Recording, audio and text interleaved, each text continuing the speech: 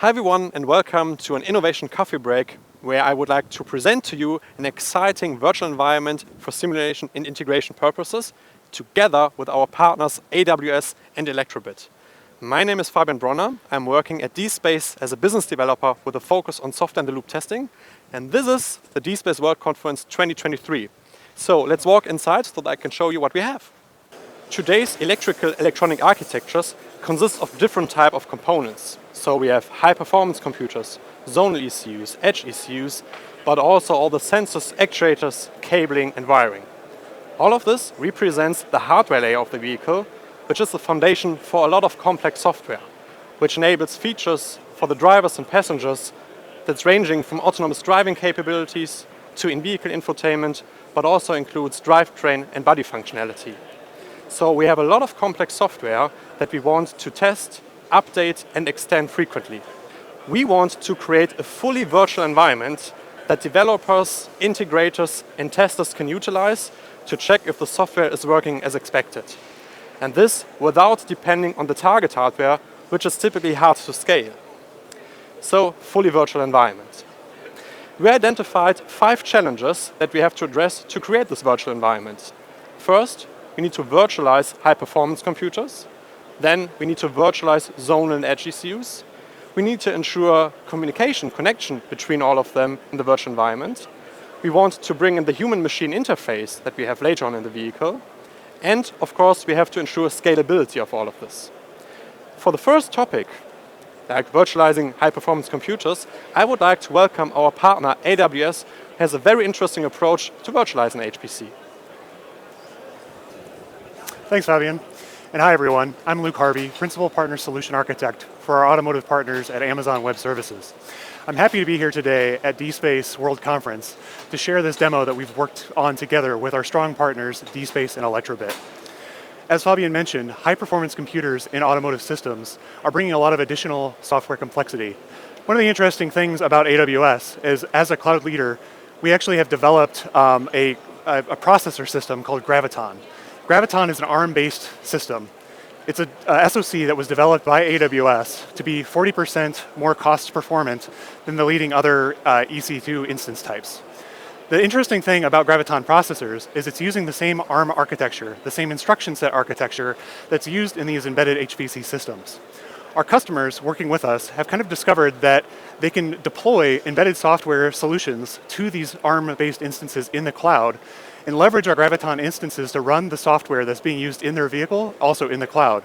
This enables them to scale out and do validation testing, using the massive scale that is brought by using AWS Cloud Compute. With our Graviton instances as well, we've also supported, with a couple of our other partners, the ability to run native AMIs, or Amazon Machine Images. These Amazon Machine Images bring things like BlackBerry QNX or embedded Linux to be able to run natively on these Graviton instances. Now with these native AMIs and QNX type operating systems, we can actually then simulate this SPAC to simulate the HPC component of the system. We can use this HPC component, but we still actually need to bring in the rest of the components from the vehicle, as Fabian mentioned, with the zonal architectures and the edge ECUs. So for that, we're actually going to bring in back Fabian to introduce that component to the system. Thank you. Thank you, Luke. Very exciting approach to bring the HPCs to a virtual environment. Next challenge, we have to address the zonal and edge ECUs. Here we can utilize dSPACE VEOS, which is our simulator to handle these kind of then virtual ECUs. So we can virtualize zonal and edge ECUs and run them in VEOS. There are dedicated videos available and also blog articles where you can learn more about how we virtualize ECUs and how we also support third-party virtual ECUs in VEOS. Next challenge, communication between zonal edge and the HPCs. Here, VEOS simulates virtual buses, CAN, LIN and Ethernet. And we can connect the different zonal and edge ECUs to these automotive buses that we simulate. And we developed a new approach to connect these virtual Ethernet bus that we have in VEOS to the Graviton instances that have been presented before. So with this bridge, we can transfer all the Ethernet traffic from the Graviton instances to the parts running in VEOS.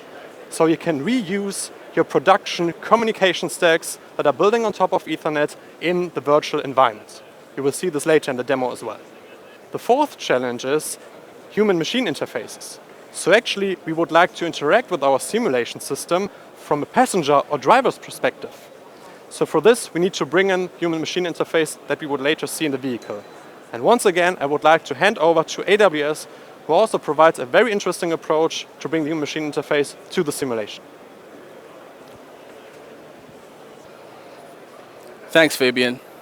Hi, I'm Jerry Bana, Senior Solutions Architect for our automotive partnerships at Amazon Web Services.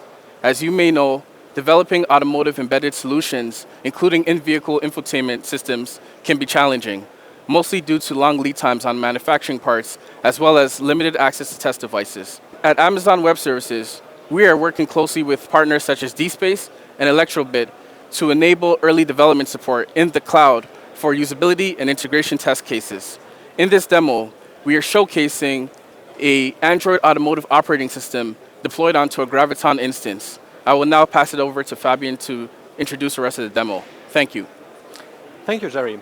So in this demo, we can set the temperature in the vehicle through the Android interface, and then we receive the target temperature desired by the passenger or driver in a heater controller application that we built atop the Elektrobit corbos adaptive AutoSAR middleware. And we also receive from a thermal model that is running in VEOS the current temperature inside the vehicle. And then the heater controller can compute the heater power to ensure that we match the interior temperature with the target temperature set by the user. All of this is communicating through some IP, and we can also investigate the some IP traffic. So if we change the temperature, we can see here that we measure actually the reaction of the model through control desk. So in a closed loop setup with a thermal model and the heater controller, we see that the temperature is adjusting to what Jerry just put into the Android user interface. So in this case, we have the Elektrobit corbos middleware in the simulation system, and I would like to give the chance to our partner Elektrobit to tell you how they achieved bringing Elektrobit corbos to Graviton. Thank you, Fabian. My name is Simon Dörr, and I'm a senior expert for AutoSAR virtualization at Elektrobit. Our part of the demo includes the EB corbos adaptive core middleware, which is based on adaptive AutoSAR and includes middleware functionality for communication, diagnostic management, health management, mode management, and others. The heater controller is actually an adaptive application integrated on top of the adaptive AutoSAR middleware. And the interesting thing is that the binaries for the middleware are deployed as Debian packages. So you can install this middleware and the application using normal package managers. In case you find problems in the cloud, in the virtual car in the cloud, you can basically connect a debugger from your development PC into the cloud, find the issues, and immediately fix it and upload a new version and run the tests again. That's all from our side. Back to you, Fabian. Right, thanks to Elektrobit. So we set up a very interesting demo together with Elektrobit and AWS, and the journey has basically just started. So we would like to explore more domains, more use cases, of course with a special focus also on testing. For all of this, the scalability is extremely important, and I would like to hand over to Luke again to tell you that scaling all of this in the AWS cloud is possible. Yeah, thanks, Fabian. So yeah, as most of you might know, AWS is really, the power of the cloud is the ability to scale this out to a massive scale.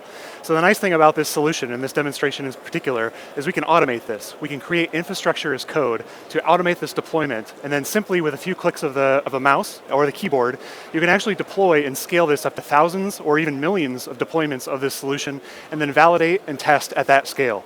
So really happy to have this demonstration with you today, and thanks, Fabian, for having us. That was our innovation coffee break. Thanks again to our partners AWS and Elektrobit for setting up this incredible environment. I hope you also learned something new today. If anything of this is interesting to you, please feel free to contact us so we can have a deep dive and hopefully can show you even more about the features that we have. So thanks for watching and see you soon. dSPACE, your partner in simulation and validation.